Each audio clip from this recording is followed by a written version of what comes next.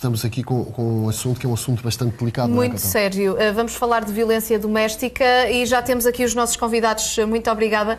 A Cristina Vieira que é e Albino Gomes, perito e consultor forense internacional, que nos vai ajudar aqui a perceber alguns contornos desta história. Mas vamos começar pelas senhoras.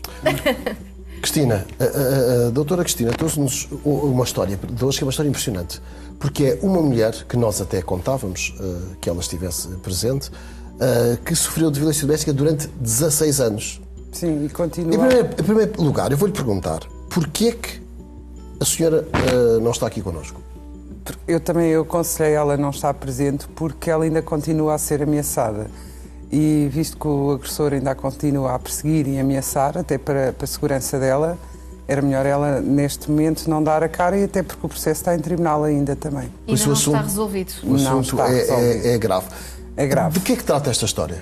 Esta história trata de uma senhora que engravidou muito cedo, tinha 26 anos, foi agredida diversas vezes, é a história comum, separou-se, engravidou a segunda vez e este agressor, inclusive, espancou o filho na rua de 4 anos, o filho de 4 anos. Espancou o filho? Espancou. O filho de ambos? De ambos, tinha 4 anos de idade, toda a gente viu na rua, inclusive ele mandou-o contra um caixote de lixo de chapa, uma criança de 4 anos, foi detido e pronto, e não lhe aconteceu nada. E continua livre e... Sim. O que é que pode acontecer a este filho? E estamos a falar de uma pessoa cadastrada por tráfico de droga e agressões. Em que fase do processo é que está, doutora? Desculpe. Não sei, agora ainda estava na fase de inquérito. Mas aqui o problema põe-se sempre, não é só a fase processual, é o que não funciona antes até chegar a um julgamento. Porque este homem, para aquilo que eu percebi, a violência doméstica não é só sobre a mulher. Também é sobre os filhos. Sim, sobre o filho. Quantos filhos é que esse casal tem? 2. Tem 2 filhos. Com que idades? Um tem 4 anos, o outro tem agora mais novo, deve ter 2.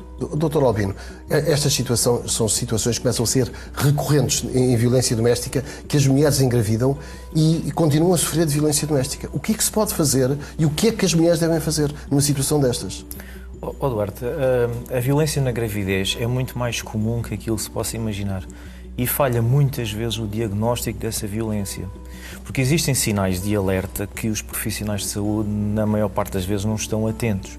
E começa, por exemplo, uma mulher que não é seguida ou falta às consultas de planeamento familiar, neste caso do acompanhamento durante a gravidez, é um sinal de alerta. Mulheres que apresentam algumas lesões em sítios que depois, quando se coloca a pergunta, os armários e as portas são muitas vezes culpados e percebe-se que são lesões que não são compatíveis com essa história. Mulheres que, por exemplo, têm doenças associadas à sua gravidez, como hipertensões, situações de stress, consumos ou de álcool ou de estupefacientes, também não é normal. E o diagnóstico falha muitas vezes. 1 em cada 6 mulheres que é vítima de violência é vítima durante a gravidez. Uma em cada 6. Nós falamos que 40% a 60% das mulheres são agredidas durante a gravidez. O que isto é muito preocupante, porque os profissionais, se não fizerem este diagnóstico, a sinalização hoje funciona, eu vou dizer, funciona bem do ponto de vista de sistema, em que existe um sistema informático que faz a avaliação de risco familiar e risco de violência. E aí, do ponto de vista de proteção de uma criança, consegue sinalizar se a criança falta às consultas, se falta à vacinação, e aí há um alerta. Em relação à violência durante a gravidez, não funciona, porque ou existe uma sensibilidade por parte da equipa médica que acompanha aquela mulher, ou então não consegue identificar. E marcas no corpo das grávidas? Mas desculpa interromper, eu concordo e discordo aqui com o professor Albino, porque é assim, para mim é inconcebível uma pessoa, uma mulher, uma criança, um idoso, ir a uma urgência médica com sinais de agressões e ter um profissional de saúde que não sabe detectar isso. É inconcebível. E o professor Albino pode explicar o que é o medo numa vítima de violência. Uma vítima, se chegar a uma urgência depois de ser agredida, a mim custa-me a compreender como é que um profissional de saúde não consegue distinguir uma marca de uma agressão ou de um acidente. Mas e isto deve acontece. Mas deve conseguir. Não consegue. Pois, deveria, no mundo perfeito, mas nisto não existe. Porque assim, eu não posso chegar a uma urgência e dizer que aí ter um golpe atrás na cabeça, porque um profissional de saúde deveria saber que aquilo não é provocado por um acidente e por uma agressão. E as vítimas, quando chegam à urgência, e o professor sabe isso melhor que eu, muitas delas têm medo. E ele pode explicar melhor do que eu o que é um medo numa vítima. Exato. E falha logo a partir daqui.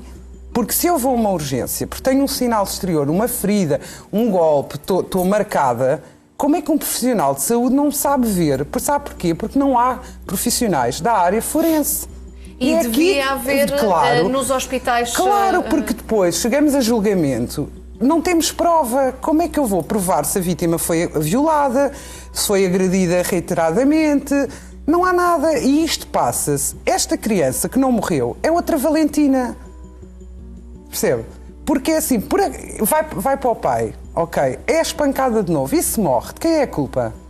Vamos andar todos a fazer aqui episódios especiais porque uma criança tudo chocada e bem que morreu? O Albino está de acordo e era aqui isso que eu ia perguntar ao Dr. Albino, se aquilo que a Cristina falava e muito bem do medo e desta falta de diagnóstico, de que forma é que, como o Albino, perito forense, de que forma é que é importante fazer-se prova deste tipo de coisas para depois, em sede de julgamento, enfim, ser óbvio perante um juiz. E sinalizar. Exato. Sim. Eu concordo com o que a doutora Cristina disse, até porque tem sido um motivo de preocupação para quem está na linha da frente do ponto de vista de perícia, perceber porque é que estes fenómenos acontecem. E estes fenómenos acontecem, isto relacionado com os estudos que temos realizado, por 3 grandes fatores. Primeiro, a falta de formação efetiva dos profissionais.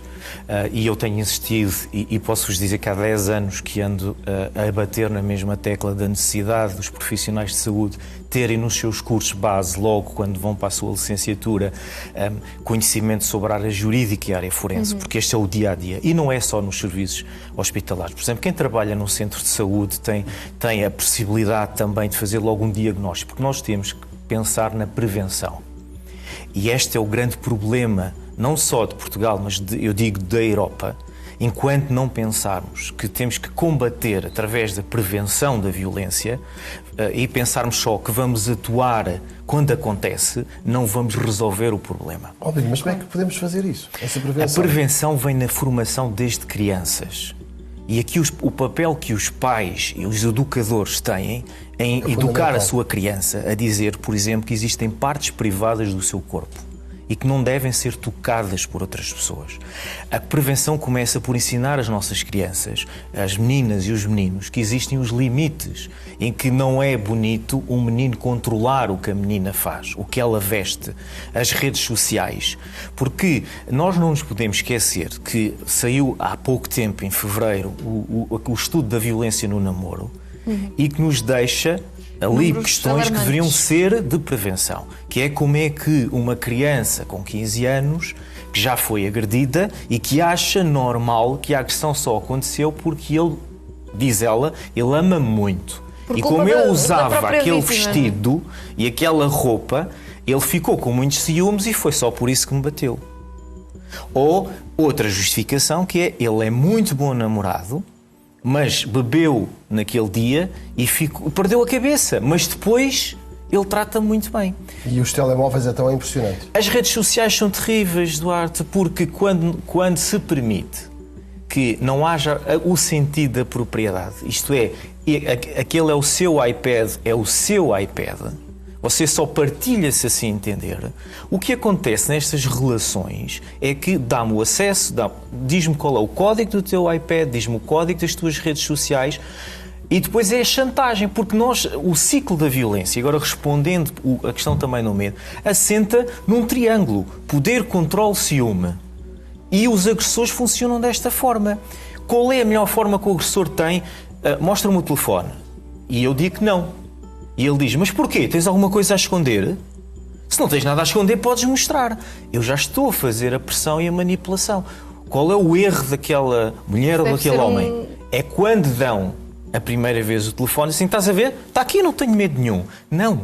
Já estão a dar a oportunidade da manipulação por parte deste agressor. E ele já percebeu qual é a vulnerabilidade. Mas, se não mostrar, também vai criar a desconfiança. Vai ser um alerta. Mas as relações saudáveis funcionam no mecanismo da confiança e do respeito, não é? É assim que as relações... O problema é que as nossas relações da sociedade não funcionam dessa forma. Claro. Funcionam na base da desconfiança, na base do poder e da manipulação.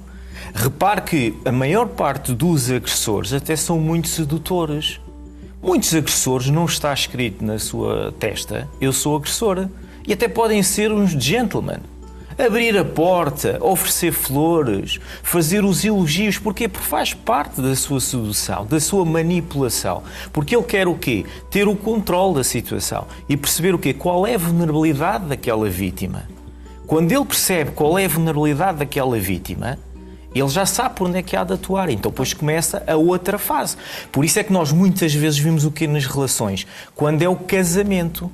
Porque parece que não, mas aquela divisão entre passar do solteiro para um bilhete de identidade de casado é tão simples, o sol para cá, que agora nem aparece, mas no sentido, é o sentido da propriedade. Agora és minha. E isso Cristina, é quando acontece a violência doméstica, muitas das vezes. É mais quando se passa de namoro para casamento. E quando já há violência doméstica, no namoro. Sim, mas às vezes a mim, por exemplo, a nível pessoal, foi no namoro. Foi no casamento. Tu foste vítima de violência doméstica só depois do casamento. Depois quando cheguei à lua de mel foi o primeiro espancamento. E nunca sentiste anteriormente... Nenhum alerta? Sim, sentia que era uma pessoa tipo agressiva, pouco afável, agressiva na forma de falar, mas ao ponto de me espancar e de me dar facadas e quase me matar, não. E isto convém nós explicarmos às pessoas que a doutora Cristina tornou-se uma mulher que sofreu de violência doméstica, foi uma mulher que lutou, foi uma mulher que chegou onde chegou agora devido à violência doméstica, que lhe deu forças para chegar e hoje ser uma brilhante jurista.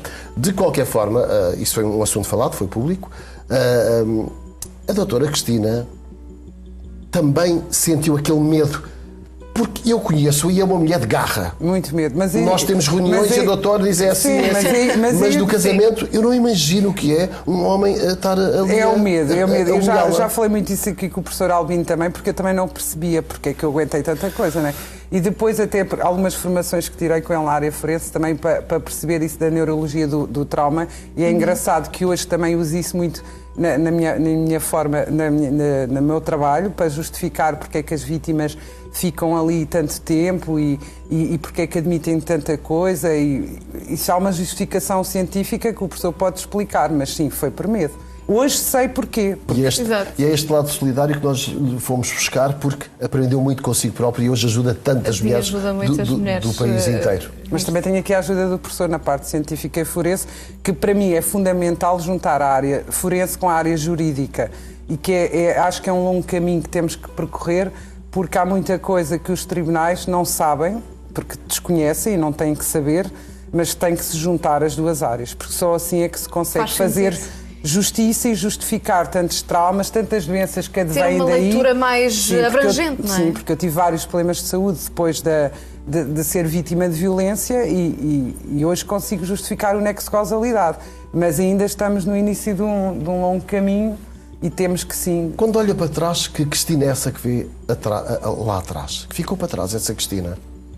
Tenho pena de mim, da que fui, sim. Pena. Esta Cristina hoje tem pena da outra Cristina? Sim. Olhando para trás, tenho pena, sim. Tenho. Mas, por um lado, tirei do mau o bom.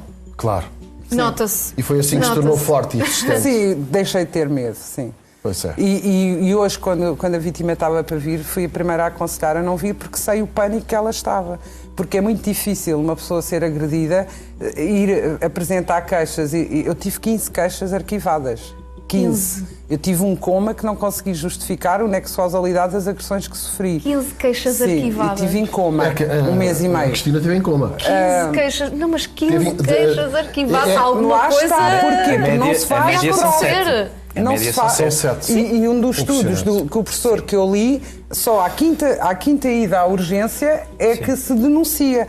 Por isso é que para mim é inconcebível. Eu cheguei a entrar num hospital com facadas e não haver nenhum profissional de saúde capacitado para dizer que aquilo foi uma facada e dizer não, você levou uma facada, foi agredida, vamos ajudá-la, não sai mais daqui. Percebe? Porque quando nós vamos agredidas a um hospital, já é o fim da linha. Vamos morrer, ajudem-nos. E ninguém faz nada. Impressionante. Ninguém faz nada. Depois há muitos médicos que até há um parecer da Ordem dos Médicos que se escudam muito atrás do sigilo profissional. Sim. Eu acho que sim, mas é assim, estamos a falar do bem-vida, um bem jurídico, que é um direito É do direito à vida? À vida. Eu não concebo também que um médico que se escuda atrás do sigilo profissional não denuncie uma mulher que está a correr risco de vida. Claro, risco. Isto não faz sentido. Estamos todos aqui esquizofrénicos. Claro. Porquê que é mais importante? É o sigilo profissional ou é salvar uma vida? E fica essa pergunta no ar e acho que é bom todos refletirmos sobre isso. É um gosto trabalhar convosco. Obrigada. Doutora Cristina, muito obrigado. Muito obrigado pela vossa presença aqui.